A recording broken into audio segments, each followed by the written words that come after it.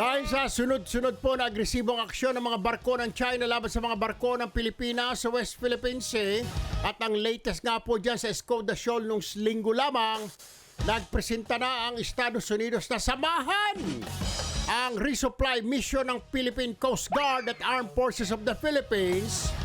Yang offer na yan ay mismo partner sa hepe ng US Indo-Pacific Command na si Admiral Samuel Paparo Jr. na handa silang eskortan ang mga Pinoy vessels na magsagawa ng pagpapadala ng supply at pagkain sa mga tropang Pinoy na nakatalaga sa BRP Sierra Madre sa Ayungin Shoal at BRP Teresa Magbanwa sa Escoda Shoal. Nasa linya ng ating telepono si Commodore J. Tariela, ang tagapagsalita ng Philippine Coast Guard. Magandang umaga, Commodore Tariela. This is Erwin Tulfo and Nina Corpus. Live po tayo dito sa PTV at sa Radyo Pilipinas. Good morning po, Commodore.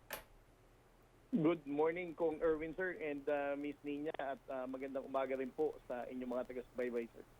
May offer po last week at lumabas na nga po sa mga dyaryo ang United States Indo-Pacific Command na eskortan po ang PCG sa pagre-resupply ng pagkain, hindi lang sa PCG kundi pati ang Armed Forces na rin, pag-resupply ng pagkain sa BRP Sierra Madre at sa Escoda na rin, Commodore. Ano ho ang ito po ba ay pinag-uusapan na ninyo dyan sa Coast Guard kung ano ang hakbang? Because this is a very good gesture from the United States, Commodore J. Well, thank you Sir Erwin for asking. But on the part of the Philippine Coast Guard sir, we take cue from the statement of the Chief of Staff, Gerald Browner, as what he mentioned during that press con, no? Now we're going to utilize all resources that we have before we're going to ask our ally to support our resupply mission.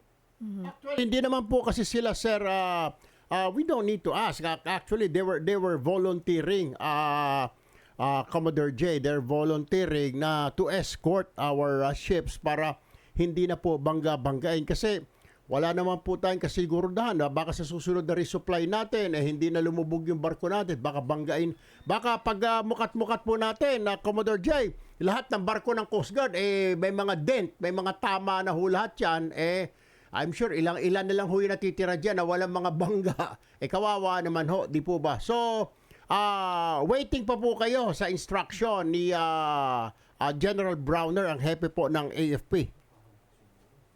Well, on our part, sir, no, we are separate with the armed forces naman. But for the commandant, Admiral Gavan, of course, ito mga ganitong policy decision po, sir, we take it from the commander-in-chief, from the president. So kung i-recommenda po ng kahit na anong ahensya ng gobyerno, whether it's the Department of Foreign Affairs or the Department of National Defense, as a possible action na tugunan tayo ng tulong ng Estados Unidos. Ang Coast Guard naman po sir, obviously as you mentioned, we definitely lack with sustain all this resupply operation. So if the national government in a whole would allow us to do that kind of activity, then the Coast Guard would eventually comply, sir. Ayun. Okay, kasi ito nga, yung latest po, no? Tama ba? Sa Escoda. Dalawa lang yung Philippine ships against 40 Chinese vessels. I mean, kahit nasabihin nyo pong susubukan nyo na tayo muna, kaya ba nating i-match yung ganyan kadami po? Hindi. Obviously, hindi. Well, obviously, Ma'am Nina, no? Kung 40 against 2. Yes, 40 against 2 nung ang attempt natin yan na resupply. These are the vessels 4009 and 4011. And then nung nakaraang Sabado naman, ito naman yung pag-aras ng Chinese Coast Guard, tatlong Coast Guard vessel with 16 Chinese Maritime Militia and 2 PLA Navy vessels. So parang 19:1, no? Obviously, hindi natin yan kayang masabayan. But again, ang intention lamang po ni Gerald Browner, the way he said it, and also for the Coast Guard, is that we're going to utilize all the resources that we have And if ever the national government would say that it's about time for us to accept the offer of the U.S. Armed Forces, then of course the Philippine Coast Guard would comply, sir. All right. Commodore J. Tariela, Philippine Coast Guard spokesperson. Maraming salamat po. Magandang umaga po. Maraming salamat po, Sir Erwin. Nasa linya si Colonel Francel Padilla at tagapagsalita po ng AFP. Magandang umaga, Colonel Padilla. Ma'am, this is Erwin Tulfo and Niña Corpus. Live po tayo sa Radyo Pilipinas. Good morning po. Good morning, Kong Erwin, and magandang umaga din, Ma'am Ninya. Magandang umaga po sa lahat ng inyong taga-subaybay. Ito pong offer ng US escort, ano na ho, nasaan na po ba ito at ito po ba pinag-aaralan na ng AFP? Yes, we appreciate po itong offer po ng United States na tulungan tayo. But if in our case, sir, sa Sandatahang Lakas ng Pilipinas po, we intend po to exhaust all the options prior before we actually tanggapin po itong tulong na binibigay po nila. Aha. So ano po ito? Kaparty ba ito ng Mutual Defense Treaty, Colonel Padilla? O iba pa? Hindi po, ma'am, no? Yung It's not- MBT yung MBT, ma'am, is for an armed attack po. So this is an offer for them to help us po dito sa ating mga missions po dito sa West Philippine Sea. Ang i-clarify po natin dyan, we want to be independent in these missions. These are Armed Forces of the Philippines missions, and we want to perform them po to the best of our ability and with all of the resources that we have. And clarify lang po natin na yung commitment po ng US in this na sinasabi nilang ironclad is to be able to help us and capacitate us to independently perform these missions.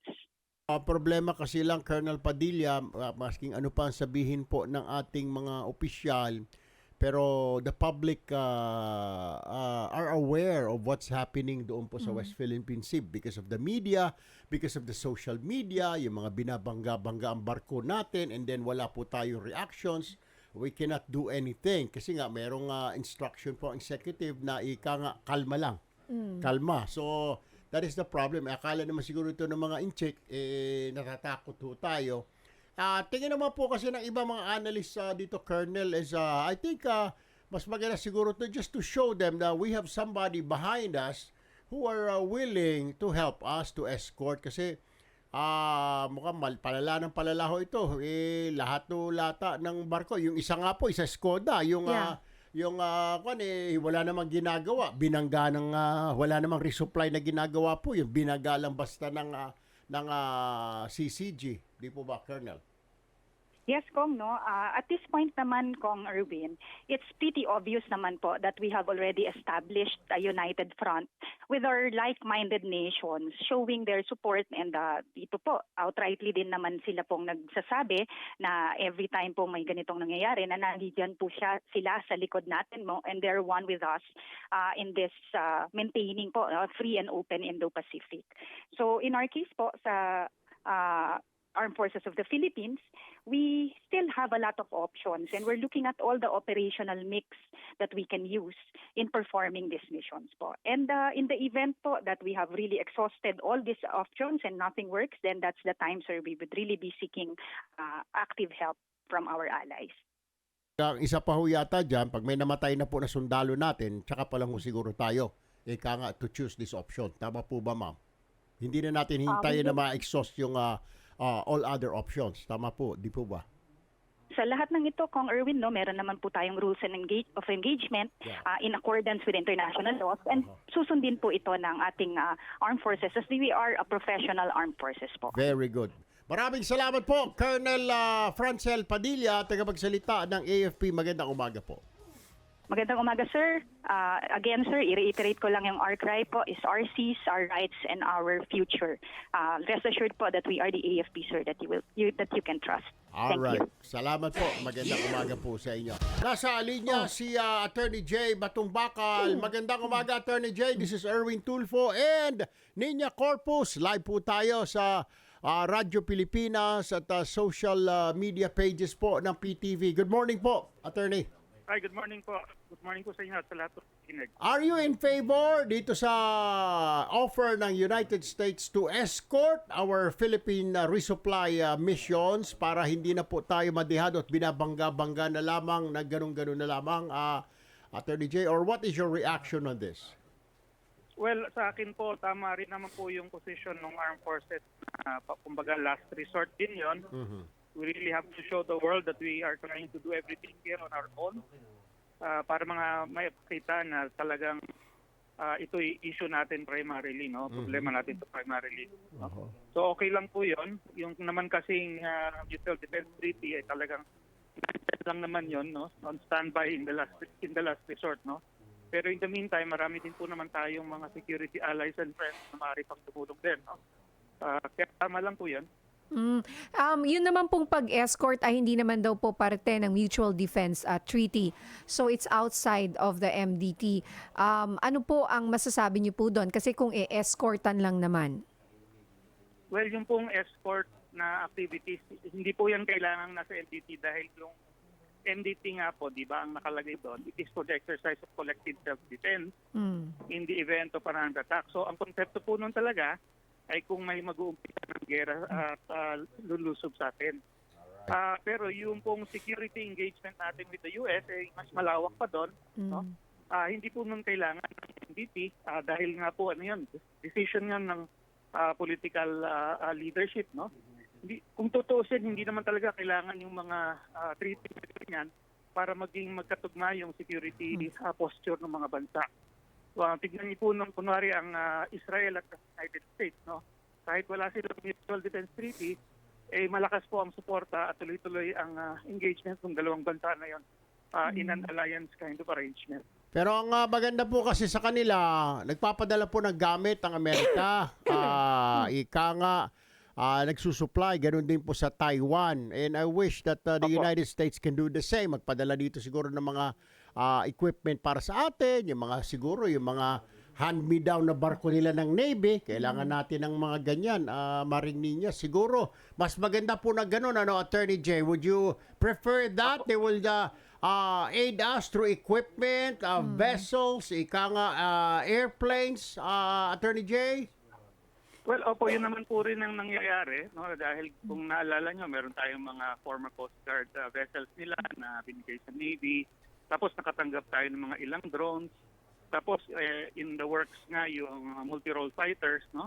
I think ang issue doon yung kung gusto nilang magbigay, kundi yung tinatawag na absorptive capacity ng Pilipinas, no? Kasi hindi biro yung tatanggap ka ng kunwari F-16, no?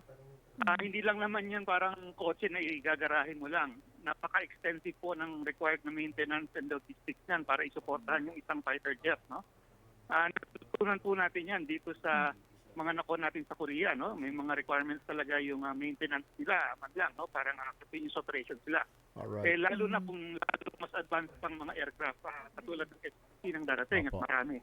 Alright. So it's really more of that issue, I think, on our part. Alright, maraming salamat po, Attorney Jay Batong Bakal, Director ng UP Institute for Maritime Affairs and Law of the Sea. Thank you po. Good morning. Good morning din.